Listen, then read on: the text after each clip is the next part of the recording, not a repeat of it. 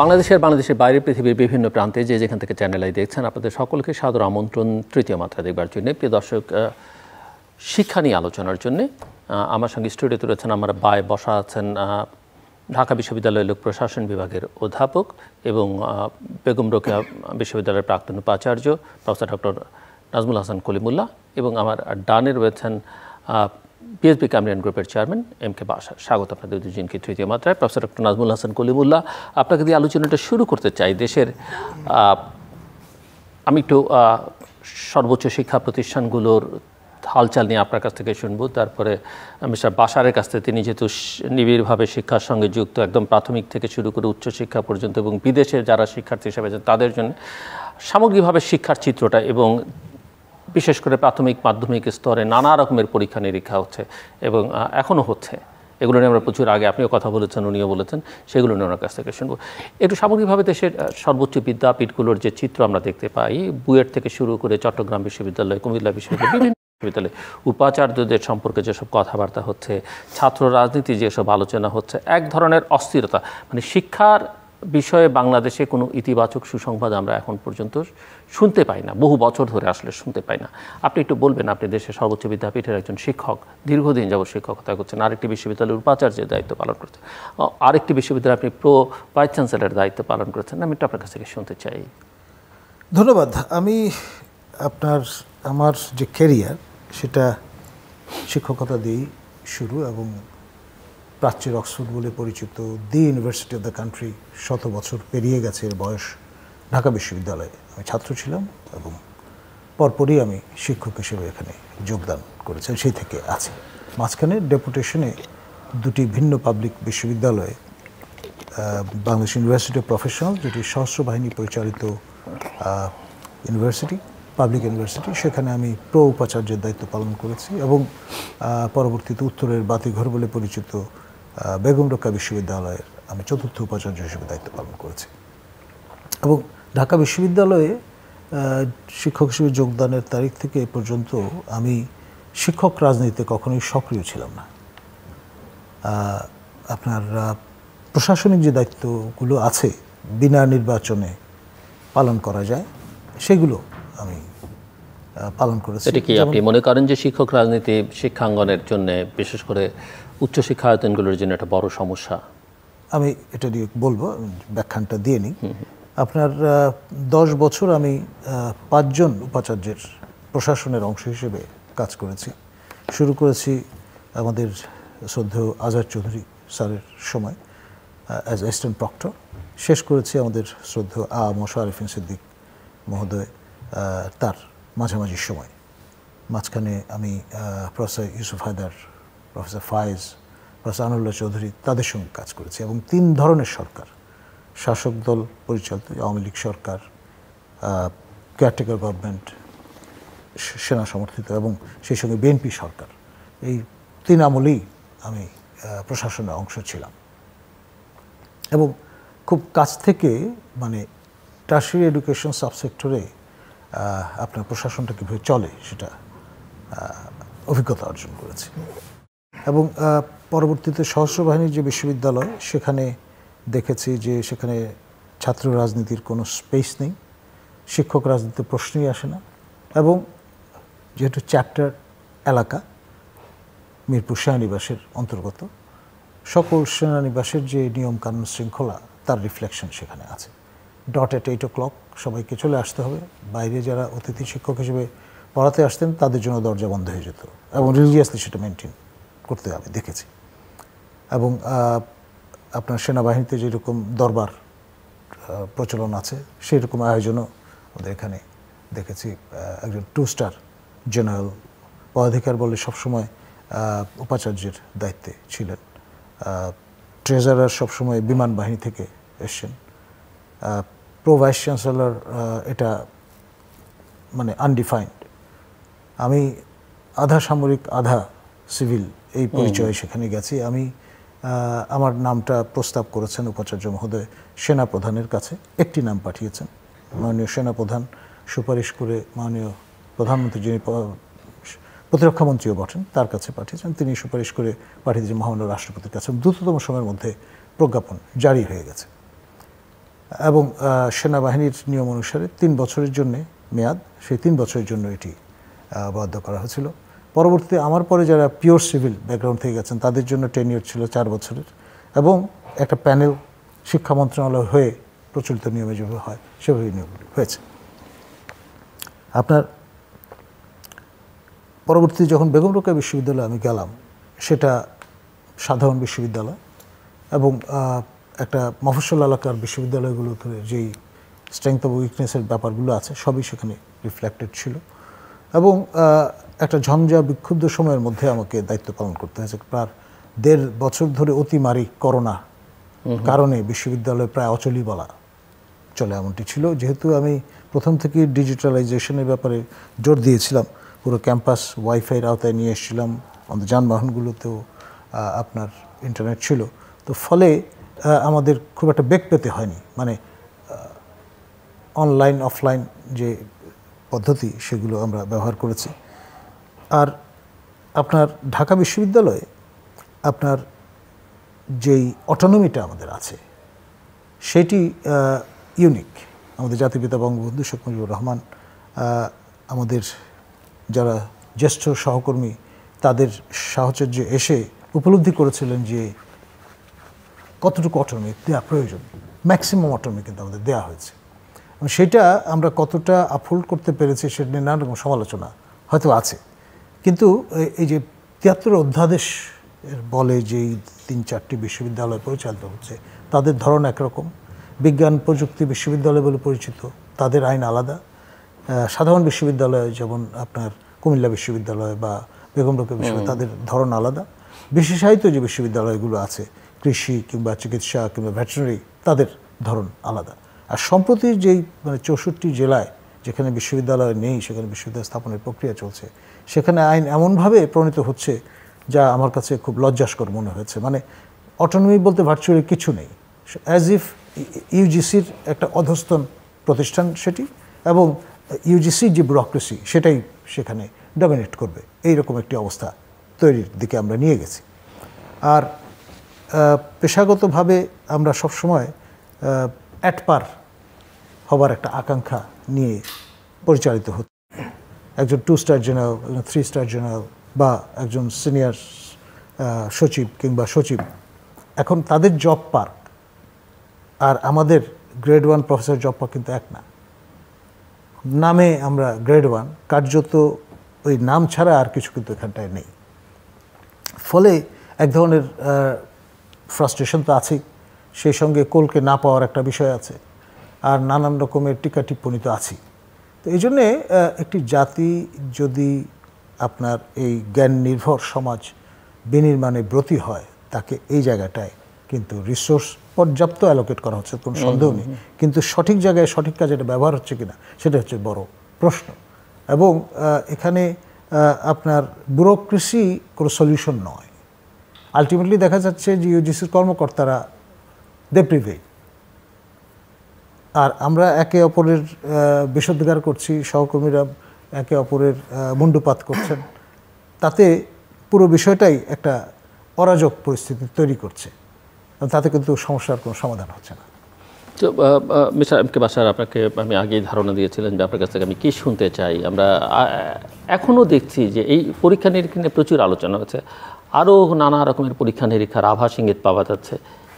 কি হচ্ছে আসলে? অনেক ধন্যবাদ স্যার। উচ্চশিক্ষার মাধ্যমে যেখানে জ্ঞানভিত্তিক সমাজ গঠনের বিদ্যাপীঠগুলো কাজ করার কথা, সেখানে আপনি শুনেছেন যে কত ধরনের সমস্যা সেখানে আছে। নানা রকমের অভিজ্ঞতা, নানা ধরনের প্রতিষ্ঠানে উনি অনেকগুলো সেক্টরে কাজ করেছেন এবং শিক্ষার সাথে নিবিড়ভাবে অনেক দিন থেকে জড়িত। উনি বাস্তব অভিজ্ঞতা থেকে কথাগুলো বলেছেন।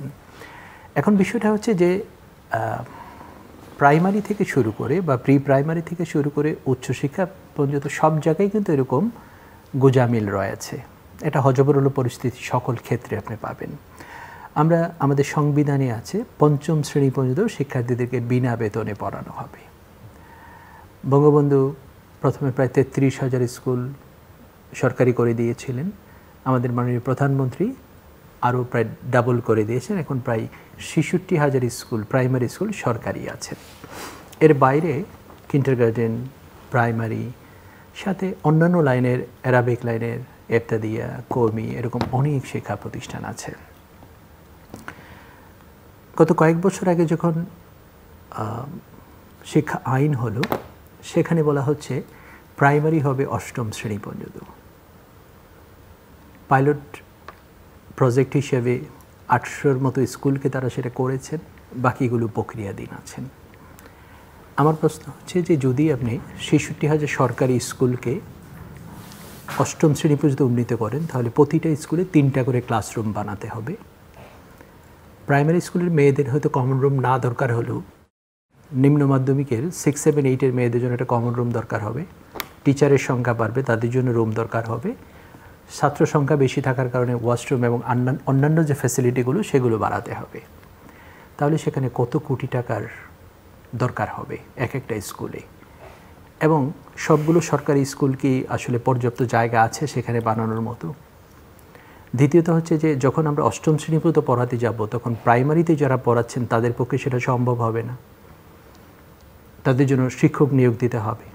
প্রাইমারি শিক্ষক এবং প্রাইমারি যিনি হেডমাস্টার আছেন ওনার যোগ্যতা আর হাই স্কুলে যারা পড়াবেন তাদের যে শিক্ষাগত যোগ্যতা, হেডমাস্টারের চেয়ে, শিক্ষা প্রতিষ্ঠানের প্রধানের চেয়ে শিক্ষকদের যোগ্যতা যখন বেশি থাকবে, তখন শিক্ষকরা হেডমাস্টারকে মান্য করবেন না, এটাই খুব স্বাভাবিক। এরকম নানা রকম অসঙ্গতি এই জায়গাটিতে তৈরি হবে।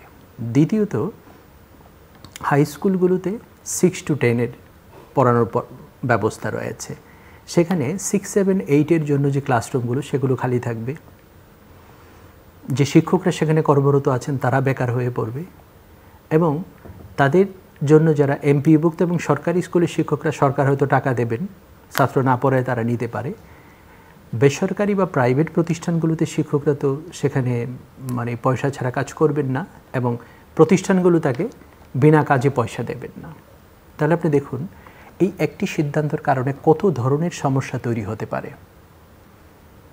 তো এই জন্য আমার মনে হয় যে এইসব বিষয় নিয়ে পরীক্ষা নিরীক্ষা না করে আমরা সংবিধানের সাথেই মিল রেখে প্রাইমারি পর্যন্ত যদি আমরা সম্ভব হয় সকল শিক্ষার্থীকে বিনামূল্যে আনার চেষ্টা করি। কিন্ডারগার্টেন বা বেসরকারি প্রাইমারিগুলোকে যদি আমরা নিয়ে আসতে পারি, সবাইকে যদি একই স্ট্যান্ডার্ডে শিক্ষা দিতে পারি, সুবিধা হয়। আমরা যে পরিমাণ অর্থ এখন ইনফ্রাস্ট্রাকচারে ব্যয় করব, শিক্ষক প্রশিক্ষণের জন্য ব্যয় করব, এই টাকা দিয়ে যদি আমরা এই ছোটো ছেলে মেয়েদের ফাউন্ডেশনটাকে তৈরি করে দিতে পারি, তাহলে তারা উচ্চশিক্ষার জন্য আরও এক ধাপ এগিয়ে যেতে পারবে। কারণ আমরা উচ্চশিক্ষার কথা বলছি, আপনারা হয়তো বারবার বিভিন্ন ফোরামে বলছেন, হ্যাঁ, মাধ্যমিক স্তর এবং প্রাইমারি স্তর। এই প্রাইমারি শেষ করে আমরা মাধ্যমিকে যাব, মাধ্যমিক শেষ করে তারপরে কলেজ হয়ে ইউনিভার্সিটিতে যাব। কিন্তু এই নিচের লেভেলে যেই স্ট্যান্ডার্ড থাকার দরকার, এটা কি আদৌ আছে? আর যদি সেটা না থাকে তাহলে আপনি উচ্চশিক্ষা কীভাবে গ্রহণ করবেন? একটা বিল্ডিং তো ফাউন্ডেশন না থাকলে আপনি 10 তলা পর্যন্ত যেতে পারবেন না। তো আমাদের সবচেয়ে বেশি যে জিনিসটি আবেগ দিয়ে নয়, বাস্তবতা দিয়ে উপলব্ধি করা দরকার, আসলে কোন কাজটা করা উচিত আমাদের এবং কোন কাজটা করলে সেটা সময় উপযোগী হবে, মানুষের জন্য সেটা কাজে লাগবে। কারণ এখন এমন একটি অবস্থা হয়ে গিয়েছে যে গার্ডিয়ানরা হতাশায় ভুগছে, শিক্ষকরা দিশেহারা হয়ে পড়ছে, শিক্ষার্থীরা এখন পড়াশোনার টেবিল থেকে সরে যাচ্ছে। ঠিক আছে, এখন আমরা বলি না যে নতুন কারিকুলাম সেটা ভুল আছে, কিন্তু নতুন কারিকুলামের বাস্তবায়নটা সম্পূর্ণই ভুল আছে। নতুন কারিকুলাম বাস্তবায়ন করার জন্য যে সকল প্রশিক্ষণ দরকার সেগুলো সেখানে নেই। প্রশিক্ষণের পাশাপাশি যেগুলো উপকরণ আমাদের ব্যবহার করতে হবে, সেটার জন্য যে অর্থ বরাদ্দ লাগবে সেটা তো এখন না সরকার দিচ্ছে, না শিক্ষা প্রতিষ্ঠান থেকে দেওয়া হচ্ছে, নাকি অভিভাবকরা দিতে সেটা এগ্রি আছে। এরকম একটি পরিস্থিতি আপনারা হয়তো সোশ্যাল মিডিয়াতে দেখেছেন, ছেলেমেয়েরা বেসিক কিছুই জানে না। যারা ডাক্তার হয়েছে তারা আইসিইউর মানেও বুঝে না, হ্যাঁ, যারা জিপিএ পাস পেয়েছে, হ্যাঁ, জিপিএ পাস মানে কি সেটা বলতে পারে না। 21শে ফেব্রুয়ারি কি 16ই ডিসেম্বরে হয়েছিল না 26শে মার্চে, এই কথা তারা বলতে পারে না। তাহলে আপনি বুঝেন এখন পরিস্থিতিটি কেমন আছে। এটা স্কুল, কলেজ, ইউনিভার্সিটিতে সব জায়গায় এরকম হজবরল পরিস্থিতি আছে। সো এই জায়গাগুলোতে আমাদের মনে হয় যারা সত্যিকার অর্থে এই বিষয়গুলো নিয়ে বোঝেন তাদেরকে নিয়ে বসে সুদূর প্রসারী প্ল্যান করে সিস্টেমেটিক ওয়েতে আগানো দরকার, ইমোশনালি না। শুধু পয়সা থাকলেই পয়সা খরচ করতে হবে এমন কোনো কথা না, পয়সাটাকে যথাযথ কাজে লাগাতে হবে।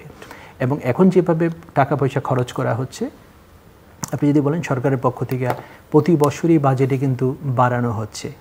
এখন 82,000 কোটি টাকা, হয়তো বা এই বছর 1 লক্ষ কোটি টাকা শিক্ষার বাজেট হবে। কিন্তু বাস্তবতা কি হচ্ছে, এই 1 লক্ষ কোটি টাকা দিয়ে যদি দেশের শিক্ষার্থীদের কোনো উপকারে আসতো তাহলে তো কোনো সমস্যা ছিল না, বরং এখন আরও অপকার হচ্ছে। আমাদের জাতীয় রাজস্ব বাজেটের বাইরেও আমরা বিদেশ থেকে লোন এনে পড়ানোর চেষ্টা করছি, সেখানেও আমাদের ক্ষতির কারণ হচ্ছে। এবং আমাদের শিক্ষার মান দিন দিন একেবারে তলানিতে গিয়ে ঠেকেছে। যদি এই অবস্থা চলতে থাকে তাহলে সামনে আগানো যাবে না। আমরা মনে করি যে প্রাইমারি শিক্ষার এই অবকাঠামো উন্নয়নের জন্য এখন যে ব্যয়টা করা হচ্ছে সেটাকে না করে প্রাইমারিকে প্রাইমারির মতো থাকতে দেন। আইনের ওইটুকু সংশোধনী করা যাবে। সংবিধানের এত কিছু যদি এতবার আপনি বদলাতে পারেন, তাহলে শিক্ষা আইনের এই অংশটুকু বদলানো যাবে না, যে ঠিক আছে আমরা প্রাইমারি থাকছি। 6-এ যখন বাচ্চারা উঠবে তখন তাদেরকে আমরা প্রাইমারির অবকাঠামোর জন্য যে খরচটা দরকার সেটা আমরা কারিগরি শিক্ষার সাথে যুক্ত করে দিই। প্রত্যেকটা ছেলে মেয়েকে আমরা কিছু কিছু কারিগরি প্রশিক্ষণ সেখানে অ্যাড করে দিই। তাহলে 8ম শ্রেণী বা 10ম শ্রেণী পর্যন্ত ছেলেমেয়েরা যারা ড্রপ আউট হবে তারা যেন দেশে বা দেশের বাইরে কাজের উপযুক্ত হতে পারে। তাহলে দেখা যাবে যে এই অর্থটা কাজে লাগবে। এখন আমাদের এই জিনিসটা খুব বেশি প্রয়োজন, কারণ এখন 2024 সাল, আজ থেকে 10 বছর পরে আমাদের যে লোনগুলো আমরা নিয়েছি দেশের উন্নয়নের জন্য, লোন ছাড়া হয়তো এখন উন্নয়ন সম্ভব ছিল না। এটি ভালো উদ্যোগ আমরা বলতে পারি, কিন্তু এটার টাকা তো একদিন আমাদেরকে শোধ করতে হবে। 10 বছর পরে যখন আমরা টাকাগুলো রিপেমেন্ট করতে যাব তখন প্রচুর পরিমাণে ডলারের দরকার হবে। 10 বছর পরে এখন যারা বিদেশ থেকে রেমিটেন্স পাঠাচ্ছেন, ফার্স্ট জেনারেশন বা সেকেন্ড জেনারেশন, থার্ড জেনারেশন কিন্তু টাকা পাঠাবেন না। যখন আমাদের ডাবল রিপেমেন্ট করতে হবে তখন আমাদের অর্ধেকেরও কম রেমিটেন্স আসবে, তখন কিন্তু আমরা ভয়াবহ সমস্যার সম্মুখীন হব। আর আমরা যেভাবে এখন ছেলে মেয়েদেরকে তৈরি করছি, তারা বিদেশে গিয়ে ভালো কোনো কাজ করতে পারবে না। তো সুতরাং তাদের এই ইনভেস্টমেন্ট আমরা যদি এই খাতে বরাদ্দ দিই এবং তাদেরকে তৈরি করতে পারি বিশ্বের বিভিন্ন দেশে কাজের উপযুক্ত করে, তাহলে তারা বিদেশে গিয়ে আমাদের জন্য রেমিটেন্স আনতে পারবে। এবং এই রেমিটেন্স যোদ্ধারাই কিন্তু বেশি পরিমাণ রেমিটেন্স বাংলাদেশে পাঠায়। কিন্তু যারা প্রতিষ্ঠিত হয়েছে বিদেশে, যারা বিদেশের ছেলেমেয়েরা জন্ম হয়েছে, বড় হয়েছে, লেখাপড়া শিখেছে, সেখানে ব্যবসা বাণিজ্য বা চাকরি করছে, তারা সামনের দিনগুলোতে টাকা পাঠাবে না। সো এই বিষয়টা খুব কঠিনভাবে আমাদেরকে মনিটরিং করা দরকার, তাদের জন্য অগ্রিম ব্যবস্থা নেওয়া দরকার। আদারওয়াইজ আমরা সামনের দিনগুলোতে অনেক বেশি সমস্যায় সম্মুখীন। প্রফেসর রাজবুল হাসান কলিমুল্লাহ শুনছিলেন, এবং আপনি যেটা বলছেন, উনি যেটা বললেন, এবং আমরা এখন পত্রপত্রিকা বা সংবাদ মাধ্যম শিরোনামে প্রতিদিন যা দেখি পড়ি, প্রশ্ন অনেকেই তুলছেন যে শিক্ষা ব্যবস্থা আসলে বাংলাদেশে শিক্ষা ব্যবস্থা, শিক্ষা প্রতিষ্ঠান সবই ধ্বংস করে ফেলা হচ্ছে, পরিকল্পিতভাবে হচ্ছে। প্রশ্ন হচ্ছে কার স্বার্থে সেটা করা হচ্ছে? দেখুন, এটা প্রাইমারি এডুকেশন সাবসেক্টর বলুন, সেকেন্ডারি এডুকেশন সাবসেক্টর বলুন, টারশিয়ারি এডুকেশন সাবসেক্টর বলুন, সর্বত্রই কিন্তু এক ধরনের হতাশা বিরাজ করছে। এবং যেই প্রত্যাশাটা আমাদের যে আমরা একটা নলেজ সোসাইটি গড়ে তুলব, সেটা কিন্তু শেষ অবধি আমাদের সামনে ধরা দিচ্ছে না। এখন আগে যে সমালোচনাটা আমরা করতাম যে আমরা এমন ধরনের শিক্ষা ব্যবস্থার মধ্য দিয়ে দিনাতিপাত করছি যেখানে আলটিমেটলি তোতা পাখি এবং শাখা মৃগ তৈরি হচ্ছে, সেটা তো কাম্য নয়। কগনিশন বা চিন্তা শক্তির স্ফুরণ যাতে ঘটে সেই জন্যে আমাদের মনোযোগী হওয়া দরকার। এবং সেটা করতে গিয়ে যাবতীয় যা ফাউন্ডেশন ছিল সেটাও কিন্তু আমরা ধ্বংসের দিকে নিয়ে গেছি। আর আপনার নৈতিক যে অবস্থানটা সেটা খুব গুরুত্বপূর্ণ। যারা নেতৃত্ব দেবেন এই সেক্টরে তাদের এ বিষয়ে এক একজনকে রোল মডেল হতে হবে। আপনি অচলায়তন ভাঙবেন কী করে, সেটাও একটা বড় সমস্যা। আমরা যেভাবে অভ্যস্ত সেভাবেই পরিচালিত হতে চাই, ফলে ব্রেক থ্রুটা আসবে কীভাবে? এইসব বিবেচনায় আমাদের প্রত্যাশা, আমাদের মাননীয় শিক্ষামন্ত্রী, তিনি আগে উপমন্ত্রীর দায়িত্ব পালন করেছেন এই মন্ত্রণালয়ে, গ্রুমড হওয়ার জন্য যা যা দরকার, এবং তিনি একজন বিশিষ্ট জননেতার সন্তান, একদম গণমুখী একটা কালচারে তিনি বড় হয়েছেন। আমি তার বাড়িতে গেছি, মহিউদ্দিন সাহেব যেহেতু স্থানীয় সরকার নতুন মাত্রা যোগ করার সিটি গভর্নমেন্টের কনসেপ্টটা আমাদের প্রদান করেছেন। আমরা অসংখ্যবার ইন্টারাক্ট করেছি তার নির্বাচন পর্যবেক্ষণ করতে গিয়ে। তো সেই জন্য আমাদের প্রত্যাশা কিন্তু আকাশচুম্বী। এখন তিনি পূর্ণমন্ত্রীর দায়িত্ব পেয়েছেন। মাননীয় প্রধানমন্ত্রী জাতির পিতা বঙ্গবন্ধু সুকন্যা দেশরত্ন জননেত্রী শেখ হাসিনা তার উপর আস্থা রেখেছেন এবং তরুণ বয়সেই তাকে কিন্তু এই মর্যাদাটি প্রদান করেছেন এবং সেই কারণেই তার প্রতি আহ্বান থাকবে যে তিনি বিষয়টা খুব সিরিয়াসলি অনুধাবন করবেন। সম্প্রতি আমরা বিভিন্ন ক্যাম্পাসে কিন্তু নানা রকম আনরেস্ট লক্ষ্য করছি। আমার ঢাকা বিশ্ববিদ্যালয়ে বলুন, কুমিল্লা বিশ্ববিদ্যালয়ে বলুন বা জগন্নাথ বিশ্ববিদ্যালয়ে বলুন, নানান কারণে নানানভাবে ফোরফ্রন্টে চলে এসছে বা আসছে। তো এটা তো আসলে এভাবে চলতে পারে না। আর প্রাইমারি এবং সেকেন্ডারি সাবসেক্টর নিয়ে আমাদের বিশিষ্ট বেনিফ্যাক্টর তিনি যে মডেলটা ডেভেলপ করেছেন ক্যামব্রিয়ান, সেটি যথেষ্ট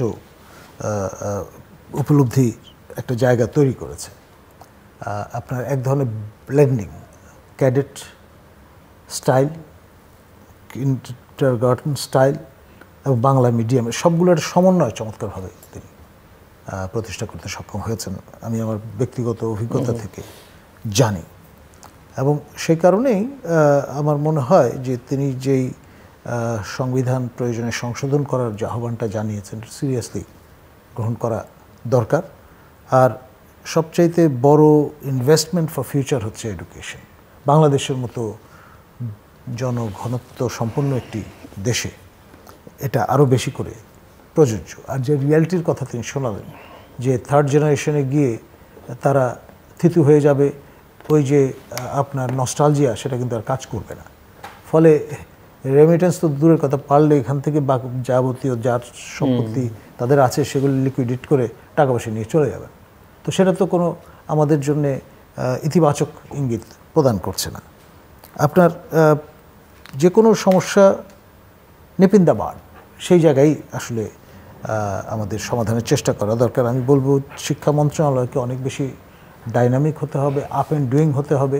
ওই বাক পাসিংয়ের মতো ডেলিগেট করে দেওয়া ইউজিসির হাতে, সেটা দিলে কিন্তু সমস্যার সমাধান হবে না। আর যে বিষয়টা সেটা হচ্ছে আপনার আপনি লং টার্মে কী চিন্তা করছেন তার সঙ্গে সাজুজ্য রেখে medium term short term goal set করতে হবে। আর আপনার মেধার স্ফুরণ যেটা, সেটার জন্য উপযোগী পরিবেশ তৈরি করতে হবে। আপনি এমন সব ক্লজ রেখে দিয়েছেন উপাচার্য নিয়োগের ক্ষেত্রে, সেটা রীতিমতো অসম্মানজনক। যে কোনো মুহূর্তে মহামান্য রাষ্ট্রপতি চাইলে একজন উপাচার্যকে বাড়ি পাঠিয়ে দিতে পারেন।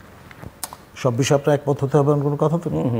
তারপর আপনি বলে দিচ্ছেন যে তার ছুটি নেওয়ার কোনো প্রভিশনই নেই, তিনি সার্বক্ষণিকভাবে ক্যাম্পাসে অবস্থান করবেন, শুধুমাত্র বিদেশ যাওয়ার সময় তিনি বহির্বাংলাদেশ ছুটি পাবেন। গ্রেড 1 শিক্ষক প্রফেসর হিসেবে দায়িত্ব পালন করছেন, কিন্তু একজন গ্রেড 1 কর্মকর্তা সামরিক বাহিনীতে কিংবা আপনার সিভিল সার্ভিসে যারা আছেন তাদের যে জব পার, তার সঙ্গে কোনো তুলনা নেই। আপনার এমনও প্রজ্ঞাপন হাজির করা হয় যে একজন সেনাবাহিনীর মেজর তিনি যে সুবিধা পাবেন সেখানে ব্র্যাকেটে বলা আছে বিএনসিসি ব্যতীত, মানে তিনি বিএনসিসির একজন মেজর এই সুবিধা পাবেন না। তো এই যে এক যাত্রায় নানান রকমের ফল, এই জায়গাগুলোতে আসলে অ্যাড্রেস করা দরকার। আপনি উপাচার্য মহোদয় এবং তার স্পাউসকে লাল পাসপোর্ট দিচ্ছেন, সেটা সঙ্গে তিনি ফ্ল্যাগ কার ব্যবহার করছেন এবং সেটা হয়ে দাঁড়াচ্ছে চক্ষুষু বাকি শিক্ষকদের জন্য। একটা গাড়ি না দুইটা গাড়ি ব্যবহার করবেন, যেমন সেনাবাহিনীতে আপনার স্টাফ কারের প্রভিশন আছে, তারপর ফ্ল্যাগ কারের প্রভিশন আছে। তো পারলে মোর দ্য মেরিয়ার, কোনো সমস্যা তো নেই। এটা নানান রকমের বিধি ব্যবস্থা রেখে এই যে হার্ট বার্নিংয়ের স্পেস তৈরি করে দেওয়া হচ্ছে, এটা তো আলটিমেটলি সুস্থ কোনো পরিবেশ কিন্তু তৈরি হচ্ছে না। আর যে বিষয়টা আপনার সব কিছু ব্যুরোক্রেটাইজ করে ফেলার যে চেষ্টা, তাহলে আর অটোনমি প্রদান করে লাভটা কী? সর্বশেষ যে বিশ্ববিদ্যালয়গুলোর আইন তৈরি হচ্ছে, খেয়াল করে দেখবেন যে as if they are subservient to UGC. তো যদি তাই হয় তাহলে ইউজিসিকে দিয়ে পরিচালনা করা হোক, আমাদের সিন্ডিকেটেরও প্রয়োজন নেই, আপনার একাডেমিক কাউন্সিলের প্রয়োজন নেই। মিস্টার বাশার, একই প্রশ্ন, যে প্রবণতাটা নেতিবাচক, কিন্তু এটা করা হচ্ছে অনেকে মনে করেন অত্যন্ত পরিকল্পিতভাবে। প্রশ্নটা কার স্বার্থে? দেখুন, এখানে কিছুটা পরিকল্পিত, কিছুটা অজ্ঞতা, দুটাই কাজ করছে আমরা মনে করি। কারণ শিক্ষা ডিপার্টমেন্টে যারা কাজ করছেন তারা কি আসলে সবাই এই বিষয়ে বিশেষজ্ঞ? আমার তো মনে হয় না। এবং যারা এই বিষয়গুলোতে বুঝেন তারা হয়তো সেখানে অ্যাক্সেসই পাচ্ছেন না। নাম্বার 2, স্যার যেটা বললেন যে শিক্ষক নিয়োগ কিংবা বিসি প্রবিসি নিয়োগের ক্ষেত্রে যে প্রক্রিয়াগুলো আছে, এটাও এক অদ্ভুত প্রক্রিয়া। হ্যাঁ, যেখানে ঢাকা বিশ্ববিদ্যালয় সহ প্রথম যে বিশ্ববিদ্যালয় অটোনমাস বডি, তারা তাদের ক্ষমতা প্রয়োগ করতে পারছেন না। প্রাইভেট ইউনিভার্সিটিগুলো, তারা একদিক দিয়ে প্রাইভেট ইউনিভার্সিটি, অ্যাক্ট অনুযায়ী তারা নন প্রফিটেবল নন ট্রেডিং কনসার্ন, আবার ইনকাম ট্যাক্সের ভাষায় তাদেরকে ট্যাক্স দিতেই হচ্ছে। তাদের এই নিয়োগের ক্ষেত্রেও মহামান্য রাষ্ট্রপতির অনুমোদন ছাড়া কাউকে নিয়োগ দিতে পারবেন না। বাংলাদেশে প্রায় 160টা প্রাইভেট এবং পাবলিক বিশ্ববিদ্যালয় আছে। সবগুলো বিশ্ববিদ্যালয়ের আচার্য একজন, মহামান্য রাষ্ট্রপতি। সারা পৃথিবীর কয়টা দেশে এরকম সিস্টেম আছে আমার জানা নেই। ইউনিভার্সিটিগুলোর যিনি প্রেসিডেন্ট হবেন, ঠিক আছে, তিনি চ্যান্সেলর, এবং ওনার এখতিয়ারে সব কিছু চলবে। পৃথিবীর বড় বড় যে বিশ্ববিদ্যালয়গুলো আছে তার বেশিরভাগ প্রাইভেট বিশ্ববিদ্যালয়। তারা কিন্তু এরকম চ্যারিটেবল অর্গানাইজেশন না, কিন্তু সারা দুনিয়াতে তারা জ্ঞান বিতরণ করছে, তারা চ্যারিটি করছে, অনেক কিছু করছে। তাদের চ্যারিটি মানে কি, সারা পৃথিবীর মেধাবী ছেলে মেয়েদেরকে নিয়ে স্কলারশিপ দিয়ে, স্টাইপেন্ড দিয়ে তাদেরকে লেখাপড়া শিখিয়ে দিচ্ছে এবং তাদেরকে যার যার দেশে ফেরত দিচ্ছে, যাও তোমরা তোমার দেশে কোনটা প্রয়োজন সেটা করো, অসুবিধা তো নাই। তো এখন আমাদের হয়তো এই সকল কিছুতে যে পরিবর্তনগুলো দরকার, আমরা যদি উন্নত বিশ্বের শিক্ষা ব্যবস্থার সাথে দেখি, England, America, Australia, Canada, European কান্ট্রিগুলোতে, তাহলে তাদের এডুকেশন সিস্টেমগুলো কেমন আছে, আমরা কেন পিছিয়ে যাচ্ছি সেখানে। অন্যদিকে আপনি দেখুন, একটা সময় ছিল যে মালয়েশিয়ান স্টুডেন্টরা বাংলাদেশে এসে পড়তো, তারপরে মালয়েশিয়াতে আমাদের দেশের স্টুডেন্টরা যেতে শুরু করলো। এখন 5-6 হাজার স্টুডেন্ট প্রতি বছর যায়। গত বছর 3,500 স্টুডেন্ট গেছে শুধু দুবাইতে বাংলাদেশ থেকে। এবছর আমরা আশা করতেছি কমপক্ষে 5,000 স্টুডেন্ট যাবে। তাহলে দুবাই হঠাৎ করে কি হলো? সেখানে শুধু বাংলাদেশ থেকে এত স্টুডেন্ট যাচ্ছে, সারা পৃথিবী থেকে স্টুডেন্ট আসছে। কারণ হচ্ছে দুবাইতে এখন আমেরিকান স্কুল, কানাডিয়ান, অস্ট্রেলিয়ান স্কুলগুলো হয়েছে, ইউরোপিয়ান স্কুলগুলো সেখানে হয়েছে, ইউনিভার্সিটিগুলোর ক্যাম্পাস হয়েছে। তো যার জন্য দুবাই এখন এডুকেশন হাব হচ্ছে। সেটি হতে পারতো বাংলাদেশে। ঠিক আছে, আপনি শুরুতে একটা কথা বলেছিলেন যে আমাদের মাননীয় শিক্ষামন্ত্রী যে পরিবারে বিলং করে, সত্যিকার অর্থে একটা এডুকেটেড ফ্যামিলি ছিল সেখানে। সিটি কর্পোরেশনের অধীনে সেখানে 32টা শিক্ষা প্রতিষ্ঠান ওনার বাবা মহিউদ্দিন সাহেব করে দিয়ে গিয়েছেন। এবং উনি যখন মন্ত্রীর দায়িত্ব পেলেন, পূর্ণমন্ত্রীর, আমরা সম্ভবত 16ই জানুয়ারিতে এখানে তৃতীয় মাত্রায় বলেছিলাম, ওনার প্রতি আমাদের অনেক আস্থা, অনেক আশা, অনেক ভরসা, প্রত্যাশা অনেক বেশি ছিল। কিন্তু দেখুন, তার পরবর্তীতে ওনার যে অ্যাডভাইজার এবং সংসদীয় কমিটির যিনি চেয়ারম্যান নিযুক্ত করে দিলেন, উনি হয়তো ওনার রাইট হ্যান্ড লেফট হ্যান্ড দুটাকে নিয়ে উনি যে সামনে এগিয়ে যাবে, এটা অনেকটা কঠিন হবে। আমি স্পষ্টত কথাটা বললাম। কারণ হচ্ছে ওনারা যে দেন ধারণা নিয়ে আগে শিক্ষা মন্ত্রণালয়কে চালিয়েছেন, সারা দেশে শিক্ষা ব্যবস্থাকে চালিয়েছেন, উনি হয়তো নতুন কিছু করতে গেলেও সেটা বাধার সৃষ্টি হবে। সো এই জায়গাটা যদি উনি ওভারকাম করতে পারেন, ওনার প্রতি আমাদের যে প্রত্যাশা সেটা বাস্তবায়ন করতে পারবেন। এবং এটা ওনার করা খুবই জরুরি। কারণ মাননীয় প্রধানমন্ত্রী ওনাকে কিন্তু স্নেহ করে ভালোবেসে ওনাকে দায়িত্ব দিয়েছেন, ঠিক আছে, কিন্তু দায়িত্ব পালনের মতো করে সব কিছু করা খুবই প্রয়োজন। এটা না করতে পারলে দেশের শিক্ষা ব্যবস্থার অবস্থা আরও খারাপের দিকে যাবে এবং ডে বাই ডে সেটা যাচ্ছে। হয়তো আপনি এখন ভাবতেছেন ঠিক আছে, গার্ডিয়ানরা হয়তো একদিন কথা বলতে বলতে থেমে যাবে। হ্যাঁ, এখন কি হচ্ছে জানেন, যে আগে যেখানে হয়তো 20,000 25,000 স্টুডেন্ট বিদেশে পড়তে যেত, এখন 50,000 60,000 স্টুডেন্ট বিদেশে যাচ্ছে। যারা সামর্থ্য আছে তারাই তাদের ছেলে মেয়েদেরকে পাঠিয়ে দিয়েছে, কারণ এখানে ফাইট করে তো লাভ নেই তাদের। অন্যদিকে একটা সময় যখন দেখবে যে ছেলে মেয়েরা লেখাপড়া করছে কিন্তু বাস্তবে তারা কিছুই শিখে নাই এবং তারা শিক্ষিত বেকার হচ্ছে, যেটা কোনো কাজেই আসছে না, তখন কিন্তু গার্ডিয়ানরা একদিন রাস্তায় নেমে আসবে। এবং ছাত্রছাত্রীরা গার্ডিয়ান যদি রাস্তায় নেমে আসে তাহলে পরিস্থিতিটা কি হয়, এটা যখন এই যে ক্যান্টনমেন্ট স্কুলের বাচ্চা অ্যাক্সিডেন্ট হয়েছিল তখন আমরা দেখেছি, এবং তারা কিভাবে পুরো দেশের ট্রাফিককে কন্ট্রোল করতে পেরেছে সেটাও আমরা দেখেছি, কীভাবে সব কিছু তাদের কন্ট্রোলে নিয়ে গেছিলো সেটাও আমরা দেখেছি। সুতরাং আমাদের উচিত হবে শিক্ষা ব্যবস্থাকে একেবারে ডেলে সাজানো এবং এটাকে নিয়ে জরুরিভাবে কাজটা করা, ঠিক আছে। আর আমি বলেছিলাম যে শিক্ষার আইনের এইটুকু সংশোধনী করলে হবে, সংবিধানের নয়, আইনের মধ্যে যেটুকু আছে যে শুধু প্রাইমারির মতো রেখে আপাতত আমরা সমস্ত প্রাইমারিগুলোকে সুন্দর করে রেলে সাজাই, হাই স্কুলের মতো করে সাজাই, হাই স্কুলের স্টুডেন্টদেরকে কারিগরি শিক্ষা কিছুটা শিক্ষিত করি। কারণ হচ্ছে প্রাইমারিতে যে স্টুডেন্টরা ক্লাস 5-এ যেখানে স্টুডেন্ট পরীক্ষা দিয়েছিল প্রায় 35 লক্ষ, তারা কিন্তু যখন এবার এসএসসি পরীক্ষা দিল, যে রোজার হয়তো 11-12 তারিখে মার্চের শেষ হলো পরীক্ষা, সেখানে 20,40,000 স্টুডেন্ট পরীক্ষা দিয়েছে। তারা যখন ইন্টারমিডিয়েট যাবে তখন অর্ধেকে নেমে আসবে, উচ্চশিক্ষার ক্ষেত্রে আরও কমে যাবে। তাহলে এই যে ছেলে মেয়েগুলো ড্রপ আউট হয়েছে তাদের তো কোনো গতি করা দরকার, নাকি তাদেরকে আমরা তাড়িয়ে দিতে পারবো? কোনো তো সুযোগ নেই। তাদেরকে আমাদের লেখাপড়া শিখতে পারে নাই, কারিগরি শিক্ষা দিয়ে তাদেরকে উপযুক্ত করে বিদেশে পাঠাতে পারবো, ঠিক আছে। কিন্তু এখন যেটা হয়েছে, আজকে একটা নিউজ দেখলাম, আমাদের ডিবি প্রধান জনাব হারুন সাহেবের নামে কারিগরি বোর্ড সার্টিফিকেট ইস্যু করেছে। নিউজে আপনি দেখবেন, সোশ্যাল মিডিয়াতে ভাইরাল হয়েছে বিষয়টি। কারণ এখন সবাই লেখাপড়া না করে সার্টিফিকেট দিয়ে দিচ্ছে, এবং যে ব্যক্তি সার্টিফিকেট ইস্যু করেছে সে নাকি এরকম 5,000-এর বেশি সার্টিফিকেট ইস্যু করেছে, প্লাস হচ্ছে সেগুলো অনলাইনেও করে দিয়েছে। তাহলে এখন বুঝেন যে একজন স্টাফ বা একজন কর্মকর্তা সে বোয়া সার্টিফিকেট ইস্যু করতেছে, আবার তাদের অরিজিনাল সফটওয়্যারে সেটা আপলোড করে দিচ্ছে, যাতে পৃথিবীর যে কোনো প্রান্ত থেকে ভেরিফাই করলে সেটা প্রমাণ হয় যে জেনুইন আছে। তা এখন একদিক দিয়ে আমরা পরীক্ষায় নকল করছি, আমরা খাতায় না লিখলেও সেখানে 5 নাম্বার দিয়ে দিচ্ছি, জিপিএ 5 বাড়িয়ে দিচ্ছি, ওদিকে আবার এখন সার্টিফিকেটও লেখাপড়া না শিখে আমরা দিতে পেরেছি। চমৎকার সিস্টেম চালু হয়ে গিয়েছে না? তো এভাবে যদি চলতে থাকে লেখাপড়া করার তোর কোনো দরকার নেই। আমাদের দেশে অর্ধেক ছেলে মেয়েদের লেখাপড়ার দায়িত্ব সরকার পালন করেন, বাকি অর্ধেক অভিভাবকরা করেন। সুতরাং তাদেরকে তারা যে পয়সাটা দিচ্ছে সেটাকে তো জায়েজ করে দিতে হবে।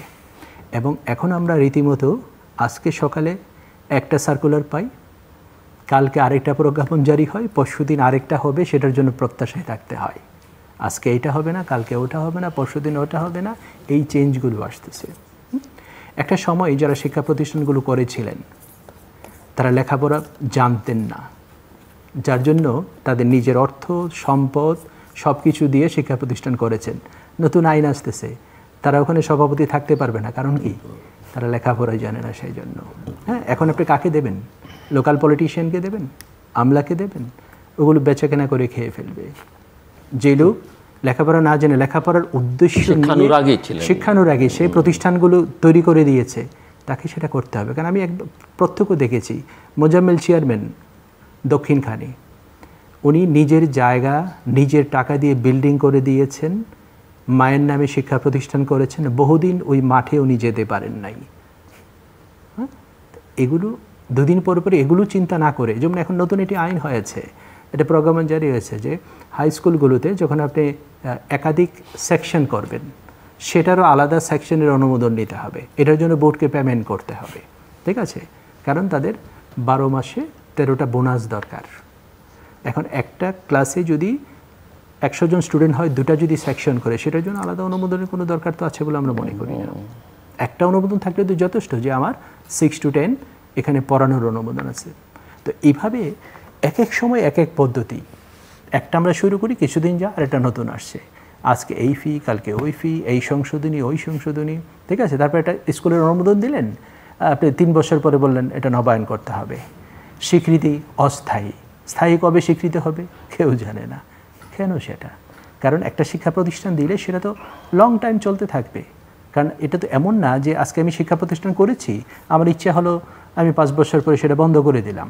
হ্যাঁ, কারণ আমার যে ছাত্রটা আজকে পড়ছে তার যদি 20 বছর পরে সার্টিফিকেট, টেস্টিমোনিয়াল অথবা তার কোনো ভেরিফিকেশন দরকার হয়, কে দেবে সেটা যদি স্কুল বন্ধ হয়ে যায়? সুতরাং যাকে আপনি অনুমোদন দিচ্ছেন 2 বছর 1 বছর পর পর কেন নবায়ন লাগবে? সে তো কন্টিনিউ করছে। হ্যাঁ, স্বীকৃতির ব্যাপারে অস্থায়ী কেন? হোয়াই নট স্থায়ী? একবারে দেন না তাদেরকে। তো এরকম নানা রকম অসঙ্গতি নিয়ে আমাদের সিস্টেমগুলো রান করছে। এটা আসলে কাম্য না। সমাধান কি আসলে কাম্য না কিন্তু হচ্ছে?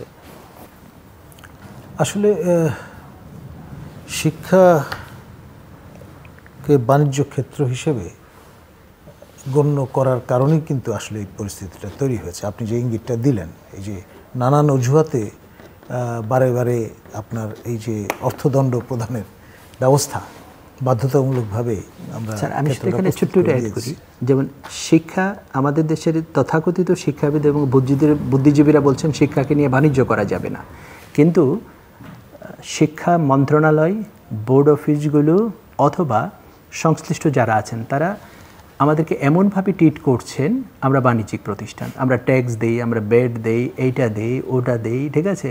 সো আমাদেরকে কিন্তু বাণিজ্যিকরণ করা হয়েছে, আমরা বাণিজ্যিক হতে চাইনি। এবং এই যে মাইন্ডসেট, এই জায়গাটায় আসলে ব্যাপক পরিবর্তন যে কোনো মূল্যে নিশ্চিত করতে হবে এবং আপনার আলটিমেটলি এক ধরনের আমলাতান্ত্রিকতার মধ্য দিয়ে আপনার নিমজ্জিত হচ্ছে পুরো ব্যবস্থাটি। এখন এই জোল যেই প্রভিশনগুলো আছে সেই জায়গায় কিন্তু আমরা হাত দিচ্ছি না। যেমন আমাদের মাননীয় উপাচার্যবৃন্দের যে নিয়োগপত্র থাকে পাবলিক ইউনিভার্সিটিতে, একটা ক্লজ দেয়া আছে যে মহামান্য রাষ্ট্রপতি ইচ্ছা করলে বা আচার্য ইচ্ছা করলে যে কোনো সময় তাকে বিদায় করে দিতে পারেন। এটা খুব একটা সম্মানজনক প্রভিশন নয় কিন্তু।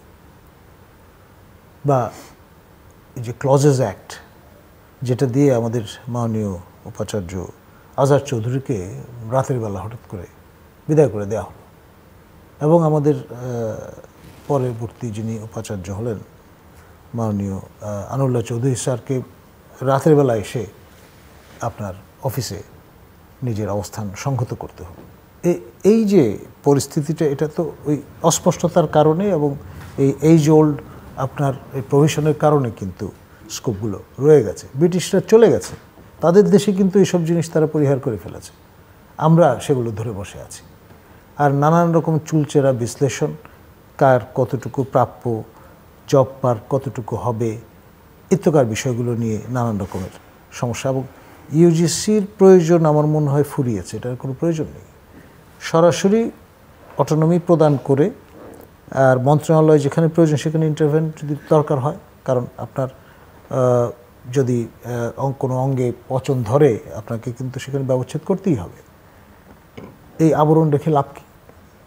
বিশেষ করে নতুন বিশ্ববিদ্যালয় যেগুলো হচ্ছে সেগুলোর আইনের দিকে যদি আপনি তাকান শিওরে উঠবেন, মানে ৭৩-এর অধ্যাদেশের থেকে লক্ষ মাইল দূরে তা অবস্থান করছে। আর যেখানে ৭৩-এর অধ্যাদেশের মতো অধ্যাদেশ আমরা প্রণয়ন করেছি আমাদের জাতির পিতার বদান্যতার কারণে, অথচ সেটা আমরা সঠিকভাবে কতটুকু ব্যবহার করছি এবং তার বেনিফিট কতটুকু পাচ্ছি সেটাও কিন্তু এখন প্রশ্নের সম্মুখীন হচ্ছে।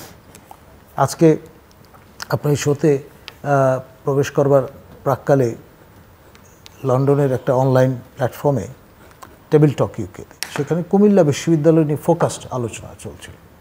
তাদের শিক্ষকদের যে নেতৃবৃন্দ, শিক্ষক সমিতির সাবেক বর্তমান তারা ছিলেন এবং যেই সমস্ত অভিযোগগুলো করলেন মানে কর্তব্য নয়। তো এটা কেন হবে? এটা তো কাম্য কখনোই ছিল না। বলে মিস্টার বাশার, ফাইনাল রিমার্কস। আমরা চাই শিক্ষার মাধ্যমে দেশকে এগিয়ে নিয়ে যেতে। স্বাধীনতা অর্জনের চেয়ে রক্ষা করা কঠিন। এই বাংলাদেশের স্বাধীনতার সার্বভৌমত্ব রক্ষা করার জন্য আমাদের আগামী প্রজন্মকে উপযুক্ত শিক্ষায় শিক্ষিত করতে হবে, যুগোপযোগী শিক্ষা, এবং যে শিক্ষার সাথে নীতি নৈতিকতার বিষয়গুলো, আদর্শের বিষয়গুলো থাকবে, ধর্মীয় মূল্যবোধ থাকবে এবং জ্ঞানভিত্তিক শিক্ষা ব্যবস্থা চালু হবে, সেই কাজগুলো করতে হবে। তো সুতরাং আমার বিশ্বাস যে স্যারদের মতো যারা অভিজ্ঞ মানুষরা আছে সবাইকে নিয়ে, হয়তো সরকারিভাবে না হোক, প্রাইভেটলি আলাদাভাবে একটা প্ল্যাটফর্ম দাঁড়া করিয়ে সেখানে এই জিনিসগুলোকে তৈরি করে তারপর আমরা জাতির সামনে তুলে ধরি, আমরা সরকারের কাছে উপস্থাপনা করি। হয়তোবা যখন এগুলোর পক্ষে জনমত আসবে তখন মানুষ একদিন সত্যি সত্যি এই নতুন বিষয়গুলোকে গ্রহণ করবে এবং পুরাতনগুলোকে বর্জন করবে, এটা আমার বিশ্বাস। দর্শক, অনুষ্ঠানের শেষ প্রান্তে আমরা সামাজিক যোগাযোগ মাধ্যম ফেসবুক এবং টুইটারে তৃতীয় মাত্রা লাইভ স্ট্রিমিং হচ্ছে, আপনারা দেখতে পারেন। টেলিভিশনের পর্দায় দেখতে না পারলে যে কোনো সময় যে কোনো স্থান থেকে ইউটিউবে তৃতীয় মাত্রা চ্যানেলটি সাবস্ক্রাইব করে পর্ব বা পুরোনো পর্বগুলো আপনারা দেখতে পারেন মিস্টার এম কে বাশার এবং প্রফেসর ডক্টর নাজমুল হাসান কলিমুল্লাহ। অসংখ্য ধন্যবাদ এই আলোচনায় অংশ নেওয়ার জন্য। দর্শক, শিক্ষাকে আমরা জাতির মেরুদণ্ড বলি বটে, কিন্তু সেই মেরুদণ্ডের অবস্থা এখন একেবারেই ভেঙে চুরে খান খান হওয়ার মতো অবস্থা। সেটা একদম প্রাথমিক স্তর থেকে উচ্চশিক্ষা অর্থাৎ শিক্ষার সর্বোচ্চ স্তর পর্যন্ত যেখানেই আমরা তাকাই না কেন। মাইন্ডসেটের কথা আমার অতিথিরা বলেছেন, মাইন্ডসেটে আসলে বড় পরিবর্তন আনা দরকার এবং শিক্ষার গুরুত্বটাও আসলে অনুধাবন করা দরকার। সেটি যতক্ষণ পর্যন্ত না হচ্ছে ততক্ষণ পর্যন্ত এই পরিকল্পনার ঘাটতি দেখা যাবে, অজ্ঞতার একটা প্রকাশ ঘটতে থাকবে এবং সর্বত্রই একটা হতাশার চিত্র আমাদের চোখের সামনে। শিক্ষাকে কেন্দ্র করে নানা রকমের দুর্নীতি আমরা দেখতে পাই, নানা রকমের পরীক্ষা নিরীক্ষা সকালে বিকালে দেখতে পাই এবং এগুলো কোনো কিছু কল্যাণকর না। কাজে প্রশ্ন উঠছে যে শিক্ষা ব্যবস্থাপনার দায়িত্বে গত কয়েক বছর ধরে আছেন, তারা আসলে কি চান বা তারা কি যা করছেন তা বুঝে শুনে করছেন, নাকি অন্য কারোর স্বার্থসিদ্ধির জন্য, যেটা বাংলাদেশের শিক্ষা ব্যবস্থাটা ধ্বংস হলে বাংলাদেশে আসলে ধ্বংসের চূড়ান্ত দ্বারপ্রান্তে গিয়ে পৌঁছায়, সেই লক্ষ্যে কাজ করছেন। এই প্রশ্নের উত্তর খোঁজা আমাদের জন্য খুবই জরুরি। আমরা কারিকুলামের দিকে তাকাই, আমরা পাঠ্যপুস্তকের দিকে তাকাই, আমরা শিক্ষক নিয়োগের দিকে তাকাই, আমরা যে কোনো দিকে তাকাই, কোথাও কোনো ইতিবাচক সুখবর নেই শিক্ষাক্ষেত্রে। কাজে ওই প্রশ্নের উত্তর খোঁজা খুবই জরুরি এবং আমরা আসুন সবাই মিলে সেই প্রশ্নের উত্তর খোঁজার চেষ্টা করি। আমাদের সঙ্গে থাকবার জন্য অসংখ্য ধন্যবাদ। আপনাদের সবার জন্য শুভকামনা।